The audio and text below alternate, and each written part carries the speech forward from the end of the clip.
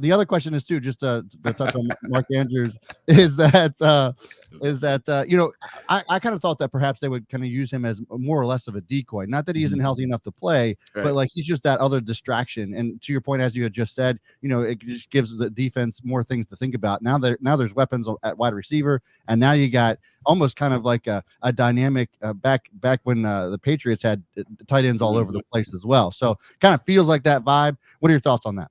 Oh yeah, it does remind us a lot of the Patriots with Gronk and Aaron Hernandez. Now we do not want Isaiah Likely and Mark Andrews to have the off the field stuff now, but it does just keep killing it on the field, and that's it.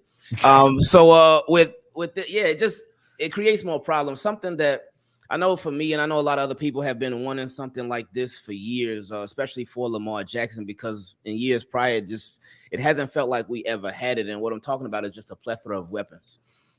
Before, like we spoke about earlier, it would be Mark Andrews in Hollywood, and that was pretty much it. But outside of them, it wasn't really anything too special. But it could have been a lot better. Ravens could have done a much better job of really getting after it. But this year, I have just loved how they attacked it. They attacked having weapons for Lamar Jackson. They signed Nelson Aguilar, and when they signed him, I was like, "Oh, okay, all right, well, let's see." I'll never forget that slander. I'll never forget that slander he got on the day he was signed. Yeah, that was a tough scene. I'm not gonna lie. It was. It was scary, but then they signed. We thought that was wide receiver one. I did too for a little bit. But then they signed Odell Beckham Jr. Then they drafted Zay Flowers, and I remember when all three of those things happened. After they did, I was a little worried. I was like, "Oh man, I think they might trade Rashad Bateman." I don't know, especially because of Rashad Bateman, the tweet that he put out to EDC and whatnot. Y'all need to take care of us and da da da da. So I'm like, ooh, remember the last wide receiver that tweeted something like that? They got shipped out soon after. But they kept Rashad Bateman, which I was glad about. They went, and last year they drafted the two tight ends, and Isaiah Likely and Charlie Kolar. At running back, that right there with J.K. Dobbins, they had J.K. Dobbins, Gus, and Justice. So those were essentially three locks. But then with Keaton Mitchell, I remember when they first signed Keaton Mitchell in the offseason as an undrafted free agent. I heard so many people telling me stuff about him. I didn't know anything about him, but I heard so many people saying how good he was, how fast he was. He'd just be a great player. And then when I saw it for myself, I'm like, oh, yeah. Oh, they got to find a way to keep this guy. And they did, which I was surprised.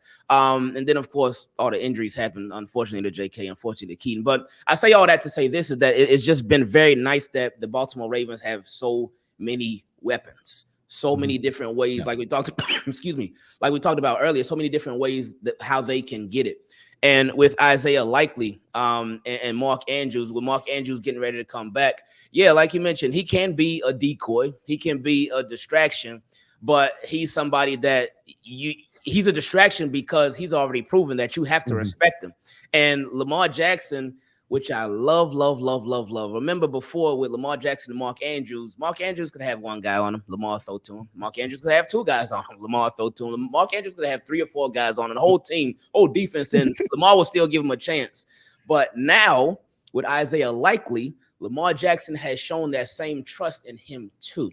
And the biggest game where I remember that from is the Jacksonville Jaguars game on Sunday Night Football in Jacksonville, because Lamar Jackson, he had Dwayne Smoot, the defensive end, who the Ravens, they had brought in for a visit, or they scheduled a visit with him, but then the Jaguars were like, nope, he's coming back home.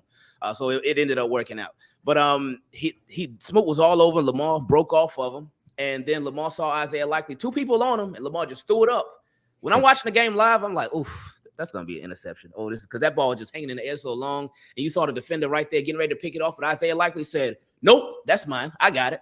So Lamar Jackson putting his trust in him, that showed that like their connection is everything. And it's, I can't say it's like Mark Andrews and Lamar's connection, but I mean, it's getting close because Lamar's giving them opportunity. So with Mark Andrews being back, it just makes life easier for the Baltimore Ravens offense.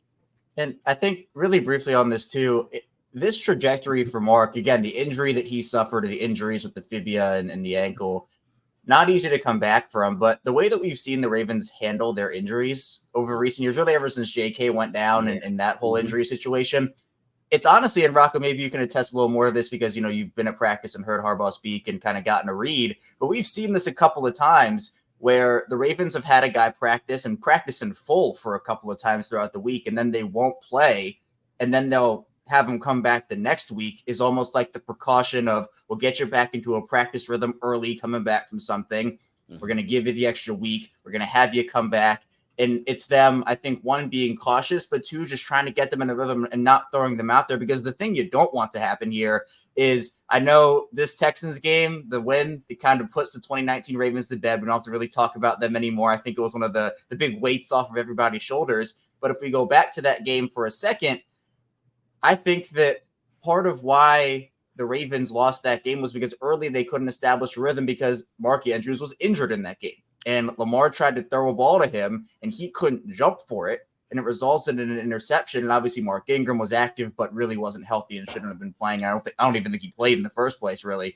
So to have Mark healthy, you want to have him, because with rushing a guy back, it's two things. And I've said this before, where it obviously, if there's a risk of him re-injuring himself, that obviously is something you don't want to mess with. Yeah. But it can also impact the team during the actual game, because if a guy isn't up to 100% and he clearly can't go out and do the things that make, like for Mark, if he can't be Mark on the field, like we saw in that Tennessee game, it can be detrimental to you in that specific game as well. So I think it's big, and it's something where the Ravens, I don't want to say they've shifted their injury philosophy, but things have changed over the years, especially with the departure of Steve Saunders, getting in a new training staff. And I think we're now seeing them reap the benefits of this, because for the past 4 years, we've talked about how injured this team is, And I think now they're actually relatively healthy for the most part, because they've lost guys throughout the season, but it's been for a month. It's been for 3 weeks, and then they come back. Obviously, Keaton's done for the season, JK, and we thought Mark, but I think it's been a really nice shift for the Ravens in terms of their injuries and how they've handled them. I think the biggest fear for Kansas City is kind of what we've just been talking about. Mark Andrews is a decoy until he's not. Like, this is still Mark Andrews. So the second that Kansas City starts treating him as a decoy, going, okay, he's not fully healthy, he's not doing much in the first half, Mark Andrews can go find that ball in the end zone, make a big time play. And I think that's why he's activated, because he's always going to still have that ability. Well, he's a big time player. And Engraven, I was actually going to ask you about this. And I saw people saying, well, why don't the Ravens run more 2 tight end sets, having Andrews and Likely on the field? For some reason throughout it, and we saw Isaiah Likely the previous preseason, he blew up, and you're going, man, this guy's dynamic. This guy can make plays. But when Mark Andrews was healthy or on the field, the production from Likely just wasn't there. And I always equated it to, because for me, playing baseball, the more at bats you get, the more that you're in there and get the reps, you're going to have the more chance to be in rhythm, right? Running backs talk about it all the time, of the more carries we get, we feel like, or they say we can get into the feel of the game. I always wondered, Engraven, if Isaiah Likely was that type of guy, because when Mark played, Isaiah was a non-factor. But when Mark's not in the equation, he puts on the Superman cape, and he turns out and proves that he can be just as dynamic of a tight end in the NFL, especially after he makes a catch and, running after the catch. Oh, yeah, for sure. With Isaiah Likely and Mark Andrews, I think, just like you talked about, I think it's just all about opportunity. I think it's about 2 things, though, opportunity and trust. Like we were saying earlier, before with Lamar and Likely, when Isaiah Likely would be out there, the trust wasn't all the way there. The chemistry wasn't all the way there. With Mark Andrews, that was Lamar's guy. That was his focal point at the tight end position. But Isaiah Likely, he was the second option. And he was actually not even a second option, because he was behind a lot of the other receivers as well that would be up in front of him as far as the Lamar's options for pass catchers. But with Mark Andrews going out, it just presented a big opportunity for Isaiah Likely, to where it's like, all right, there's no Mark Andrews. It's just me and Lamar. We're going to get this thing right. And it has shown Lamar Jackson his growth as a quarterback, his growth as a leader. And this, I think, really this season overall has really just shown that too. The fact that he'll find different people. And I really think that, because I know a lot of people say, oh, well, if Mark Andrews comes back, Lamar, he'll get tunnel vision. He'll only be looking at him. But I feel like even when Mark Andrews was still there, when he was still playing, that Lamar was spreading that ball around to a lot of his targets. And real quick, just to talk about something that Kevin said. I know he said he didn't want to say it. I'll say it. The Ravens did shift their philosophy when it comes to injuries. They completely did, because they haven't been rushing people back like we've seen in previous years. They've been taking their time. They've been extra patient. Like we look at Marcus Williams this year. Where I remember when he first got that pec injury, it was like, oh man, Marcus Williams, his season might be done. But then they said, oh, he's going to rehab. And I'm thinking, okay, his season probably still going to be done because rehab takes longer than the surgery. But he's back. And it did take him a little while. There was some games where we saw him giving the one-arm shoves and stuff. And it was like, oh, is he really ready? But he looks a lot better, especially recently, than he looked before. Ardarius Washington, I remember when he first went out, John Harbaugh said it's not confirmed that he's out for the season. We'll see, but he has a little chance to come back, but he probably done for the season, but it's not confirmed. Now they got Ardarius Washington back. But we've seen guys previously. I remember a couple years ago, Pat Ricard, he had a knee injury and he came back a little early, but then he ended up getting hurt. Nick Boyle, he came back early, then he ended up getting hurt. Ronnie Stanley, he came back early, and that ended up messing up everything.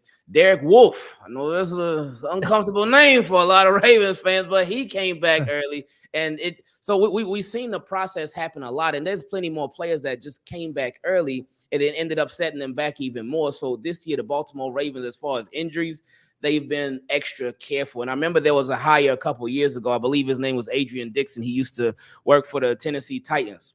But they hired him, and he was really a recovery specialist because that was when the Titans, they had like this record where they had the most players that returned from injury on a team or in a season. And then the Ravens, they ended up hiring him a couple of years ago. So I think that was the beginning of a shift in their philosophy, because John Harbaugh did say impressively, hey, we're going to turn over every stone when it comes to those injuries. And they certainly have. And they just changed everything with it. So I'm glad that they did. Yeah, I'm with you on that. Especially football is the most physical sport. Every sport has its issues, right? Baseball, even though they say it's not as physical, it's enduring because it's 162 games, right? Football, you have 16, but those 16 games, you're putting your body through everything. And you truly need to be good enough to go back out there, or you could suffer serious injuries. You just mentioned, we've seen so many of them.